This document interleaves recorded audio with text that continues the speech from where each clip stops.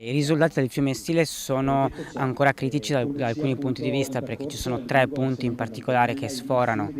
i livelli di qualità, diciamo, di indicati da ARPAV, quindi abbiamo ancora delle criticità sul fronte della depurazione, anche se sappiamo che il Comune poi di Treviso in particolare sta investendo sul, l'allacciamento e la costruzione di una rete fognaria, che serve, è indispensabile in città. I parametri osservati, oltre il batterio Escherichia coli ricercato per verificare il livello di depurazione delle acque, sono il glifosato, diserbante utilizzato soprattutto in agricoltura, e gli insetticidi diventati famosi per la flavescenza dorata. Dobbiamo arrivare almeno a un 80-85% di realizzazione rete fognaria. Questo passa per risorse, perché costa molto farla, però abbiamo messo in cantiere una delle opere più importanti tramite ATS, che è il collegamento del centro storico al depuratore di Sant'Antonino. Questo eviterà dispersione nei canali che poi danno tutte le problematiche al fiume Sile che noi vediamo e che Legambiente giustamente denuncia. I risultati dei lavori si vedranno tra molto tempo, spiega Legambiente. Nel frattempo dobbiamo agire sulla consapevolezza dei cittadini.